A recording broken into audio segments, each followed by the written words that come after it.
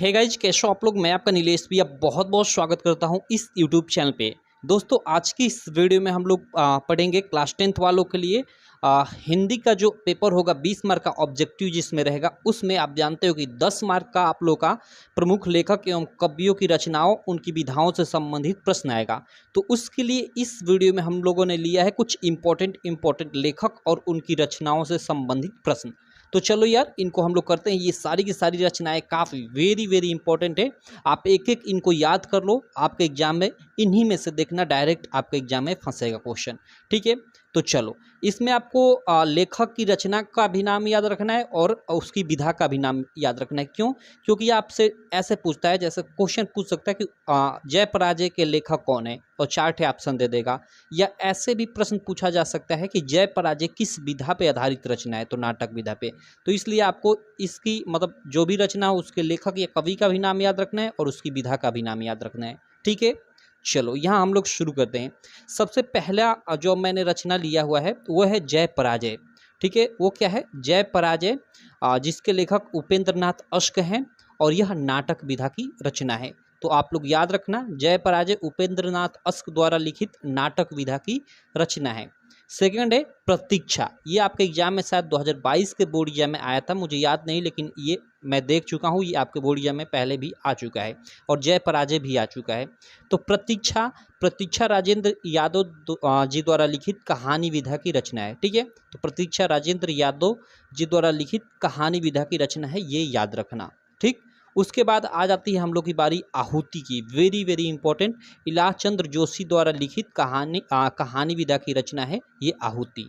Clear? तो ये तीनों रचनाएं आपको क्लियर। चलो आप एक बार वीडियो अच्छे से देख लो और एक बार दोबारा देखकर एक एक रचनाएं आप लोग लिख लेना। ठीक है, क्योंकि लिखोगे तो आपको उसी समय याद हो जाएगा। क्लियर? चलो, ये हम लोग का थर्ड हो गया। उसके बाद ये फोर्थ वाला वेरी इंपॉर्टेंट, आपके एग्जाम में कई बार आ चुका है, भूले बिसरे चित्र, जिसके लेखक है भगवती चरण वर्मा, और यह उपन्यास विधा की रचना है। भूले बिसरे चित्र भगवती चरण वर्मा जी द्वारा लिखित है, जिसके जिसकी विधा उपन्यास है। क्लियर? उसके बाद भाई झूठा सच, वेरी इंपॉर्टेंट, इस बार भी आया था, हर साल आता है झूठा सच, इस यशपाल जी द्वारा लिखित है और यह भी उपन्यास विधा की रचना है। ठीक है, तो आप 5 रचनाएं क्लियर कर लेना। जय पराजय उपेंद्र नाथ अश्क द्वारा लिखित नाटक विधा की रचना है। प्रतीक्षा राजेंद्र यादव जी द्वारा लिखित कहानी विधा की रचना है। आहुति इलाचंद्र जोशी द्वारा लिखित कहानी विधा की ही रचना है। भूले बिसरे चित्र भगवती चरण वर्मा जी द्वारा लिखित उपन्यास विधा की रचना है। और झूठा सच यशपाल जी द्वारा लिखित उपन्यास विधा की रचना है। ठीक है, अब आगे हम लोग चलते हैं 5वें के बाद 6 नंबर पे, जड़ की बात। ठीक है, जैनेन्द्र कुमार जी द्वारा लिखित निबंध विधा की रचना है जड़ की बात। और कल्पलता, भाई वेरी इंपॉर्टेंट, कल्पलता निबंध विधा की रचना है, डॉक्टर हजारी प्रसाद द्विवेदी जी द्वारा लिखित। ठीक है, कल्पलता किस विधा पे आधारित रचना है? निबंध विधा पे आधारित रचना है। और किसने लिखा है? तो डॉक्टर हजारी प्रसाद द्विवेदी जी ने। ठीक है, उसके बाद है प्रतिशोध। ये भी वेरी इंपॉर्टेंट है। प्रतिशोध हरिकृष्ण प्रेमी जी द्वारा लिखित नाटक विधा की रचना है प्रतिशोध। ठीक है, चलो उसके बाद फिर हम नीचे आ जाते हैं, यहाँ जयशंकर प्रसाद जी पे आ जाते हैं। चंद्रगुप्त नाटक विधा की रचना है, जयशंकर प्रसाद जी द्वारा लिखित। देखो यहाँ मैं बोल दूं कि जयशंकर प्रसाद जी द्वारा लिखित, आप सारी विधाओं की सारी रचनाओं को याद कर लेना, क्योंकि देखो जयशंकर प्रसाद, महादेवी वर्मा, ठीक है, और उसके अलावा आप सुमित्रानंदन पंत, इनका सारा का सारा आपको रचना याद रखना है। सारा का सारा जितनी भी रचनाएं हैं उनकी क्या क्या विधाएं हैं सब कुछ याद रखना है, क्योंकि इनका मतलब पूरा भर कर एग्जाम में क्वेश्चन पूछा जाता है। तो जयशंकर प्रसाद जी द्वारा लिखित चंद्रगुप्त, यहाँ पे जो मैंने लिखा है उसको बता दूं, ये नाटक विधा की रचना है। उसके बाद पंच परमेश्वर, वेरी इंपॉर्टेंट भाई, कहानी विधा की रचना है, प्रेमचंद जी द्वारा लिखित। ठीक है, पंच परमेश्वर प्रेमचंद, मुंशी प्रेमचंद जी द्वारा लिखित कहानी विधा की रचना है, ये याद रखना। उसके बाद देखो ये पुरस्कार कहानी विधा की रचना है, या ये आपके एग्जाम में पहले भी आ चुका है। ठीक है, जयशंकर प्रसाद जी द्वारा ही लिखित है। ये कहानी है, कहानी के लिए जयशंकर प्रसाद उतने फेमस नहीं है, लेकिन याद रखना ये पुरस्कार इनकी एक प्रमुख कहानी है। उसके बाद चतुरसेन शास्त्री, यहाँ बीच में रह है, चतुरसेन शास्त्री आत्मदाह। आत्मदाह जो उपन्यास विधा की रचना है, जिसके लेखक कौन है? चतुरसेन शास्त्री। ठीक है, चतुरसेन शास्त्री द्वारा आत्मदाह नामक उपन्यास लिखा गया है।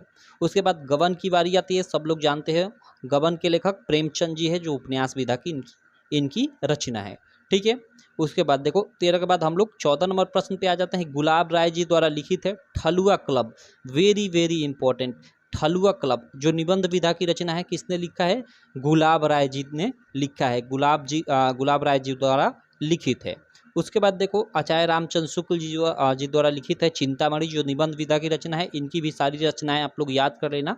देखो पहली बात जो आपके तो बुक में है, जैसे आपके आचार्य रामचंद्र शुक्ल जी हो गए, जयशंकर प्रसाद और उसके अलावा रामधारी सिंह दिनकर हो गए। ये गद्य लेखकों में, पद्य में आपके महादेवी वर्मा हो गई, या फिर बिहारी लाल हो गए, या फिर सुमित्रानंदन पंत। इन सब की सारी रचनाएं याद कर लेना। ठीक है, चलो तो ये आचार्य रामचंद्र शुक्ल जी द्वारा लिखित चिंतामणि जो है निबंध विधा की रचना है। उसके बाद देखो प्रश्न संख्या 16 पे आ जाते हैं। प्रश्न संख्या 16 है, आप लोग देख सकते हो, मेरी असफलताएं, वेरी वेरी इंपॉर्टेंट। गुलाब राय जी द्वारा लिखित यह आत्मकथा विधा की रचना है। ठीक है, आत्मकथा विधा की रचना क्या होती है? जैसे कोई लेखक अपने जीवन के बारे में स्वयं लिखे तो वह आत्मकथा होती है, और एक जीवनी होता है, जैसे कोई लेखक किसी दूसरे व्यक्ति के जीवन के बारे में लिखे तो वो जीवनी होती है। तो यहाँ मेरी असफलताएं में गुलाब राय जी ने अपने ही बारे में लिखा हुआ है इस पुस्तक में। क्लियर? तो मेरी असफलताएं गुलाब राय जी द्वारा लिखित आत्मकथा विधा की रचना है। यहाँ पे ये आप लोग याद रखिएगा। ये देखो वेरी वेरी कंफ्यूजिंग क्वेश्चन है। बाण भट्ट की आत्मकथा, इसकी विधा पूछता है, और इसी साल पूछा भी था, और इस साल 2024 बोर्ड एग्जाम में भी पूछेगा। बाण भट्ट की आत्मकथा किस विधा पे आधारित रचना है? और लोग यहाँ आत्मकथा देखकर आत्मकथा पे मारते हैं, लेकिन गलत है। ये तो रचना का नाम है कि बाण भट्ट की आत्मकथा, लेकिन इसकी विधा जो है वो उपन्यास है। ठीक है, और जिसको लिखा है हजारी प्रसाद द्विवेदी जी ने। ठीक है, तो हजारी प्रसाद द्विवेदी जी द्वारा लिखित बाण भट्ट की जो आत्मकथा है वो उपन्यास विधा पे आधारित रचना है। ये आप लोग याद रखना। बाण भट्ट की आत्मकथा किस विधा की रचना है? तो उपन्यास, न कि आत्मकथा। क्लियर? यह उपन्यास विधा की रचना है। उसके बाद अगली रचना आ जाती है रामवृक्ष बेनीपुरी जी द्वारा लिखित माटी की मूर्तें। वेरी वेरी इंपॉर्टेंट यार, वेरी वेरी इंपॉर्टेंट। मैंने सब इंपॉर्टेंट छाट कर ये लिखा हुआ है। रामवृक्ष बेनीपुरी जी द्वारा लिखित है माटी की मूर्तें, जो रेखा चित्र विधा की रचना है। जी हाँ मेरे दोस्त, रेखा चित्र विधा की रचना है रामवृक्ष बेनीपुरी जी द्वारा लिखित माटी की मूर्तें। ये भी वेरी वेरी इंपॉर्टेंट यार। मैला आंचल फणीश्वरनाथ रेणु जी द्वारा लिखित ये उपन्यास विधा की रचना है। मैला आंचल के लेखक कौन है? फणीश्वरनाथ रेणु, और यह किस विधा की रचना है? तो उपन्यास विधा पे आधारित रचना है। उसके बाद देखो यहाँ पे Harivansh Rai Bachchan, very very important. इनका तो हर साल आता है, क्या भूलू किया याद करूँगा या नीर का निर्माण। फिर ये दो इनके द्वारा लिखित आत्मकथा विधा पे आधारित रचना है। क्या भूलू किया याद करूँ या फिर नीर का निर्माण। फिर दोनों जो रचनाएं हैं वो आत्मकथा विधा की रचना है, और इनके लेखक कौन है? हरिवंश राय बच्चन। तो आपके एग्जाम में आ जाए कि क्या भूलू किया याद करूँ किस विधा पे आधारित रचना है? तो आत्मकथा। या क्या भूलू किया याद करूँ के लेखक कौन है? तो हरिवंश राय बच्चन। या फिर उसी तरह आ जाए कि नीर का निर्माण फिर किस विधा पे आधारित रचना है? तो आत्मकथा। या किसने लिखा है? तो हरिवंश राय बच्चन जी ने लिखा है। ये आप लोग याद रखना, ये काफ़ी इंपॉर्टेंट दोनों की दोनों रचनाएं हैं। उसके बाद भाई कलम का सिपाही आ जाता है, अमृत राय। जी हाँ मेरे दोस्त, कलम का सिपाही के लेखक अमृत राय है, जो जीवनी विधा पे आधारित रचना है। यहाँ पे ध्यान देना, कलम का सिपाही एक रचना है। ठीक है, कलम का सिपाही एक रचना है, लेकिन वास्तव में कलम का सिपाही किन्हें कहा जाता है? अगर आपके एग्जाम में क्वेश्चन आ जाए कि कलम का सिपाही किसे कहा जाता है, तो वो प्रेमचंद जी को, मुंशी प्रेमचंद को कलम का सिपाही कहा जाता है। और उसी नाम पे, यानी कलम का सिपाही नाम से अमृत राय जी ने एक रचना लिखी है। ठीक है, और इसकी विधा क्या है? जीवनी, यानी किसी दूसरे लेखक के बारे में इन्होंने लिखा है। तो जी हाँ मेरे दोस्त, इन्होंने प्रेमचंद जी के बारे में ही इस कलम का सिपाही नामक पुस्तक में एक तरह से लिखा हुआ है। उनके बारे में पूरा लिखा हुआ है, क्योंकि यह जीवनी विधा की रचना है। यानी ये कलम का सिपाही नामक जीवनी किसके जीवन पे आधारित है? ऐसे क्वेश्चन पूछ दे तो ये प्रेमचंद जी के जीवन पे आधारित है, लेकिन लिखा इसको किसने है? तो अमृत राय जी ने। और यहाँ मैं आपको एक इंटरेस्टिंग फैक्ट बताऊं, जो ये अमृत राय है ना, वो प्रेमचंद के मतलब कंफर्म तो नहीं है, लेकिन लगभग 80 से 90% मुझे कंफर्म है ये उनके मतलब पुत्र हैं। ठीक है, अमृत राय प्रेमचंद जी के शायद पुत्र हैं। मुझे कंफर्म नहीं है, लेकिन 80 से 90% मैं मतलब श्योरिटी है कि ये उनके पुत्र हैं। इसको देखना पड़ेगा थोड़ा, आप देख भी सकते हो अगर ज़्यादा आपको वो क्यूरियोसिटी है तो। चलो, तो कलम का सिपाही के लेखक अमृत राय हैं, जो जीवनी विधा की रचना है। और कलम का सिपाही किसे कहा जाता है, तो वो प्रेमचंद जी को कहा जाता है।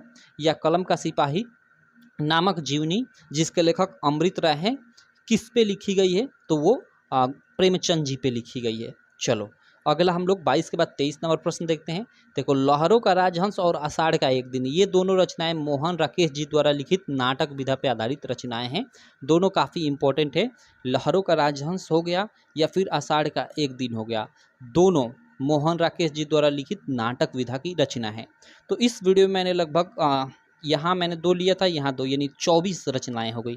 24 प्रमुख रचनाएं लिया था और उनके लेखक और उनकी विधाओं को मैंने इस वीडियो में बताया। ये सारा का सारा आप लोग क्लियर कर लेना एक बार, आप शुरू से वीडियो देखकर। ठीक है, आप एक बार यहाँ शुरू से वीडियो देखकर एक एक लिख लेना, क्योंकि लिखोगे तभी आपको ज़्यादा दिनों तक सारी चीज़ें याद रहेंगी और जल्द से याद हो जाएंगी।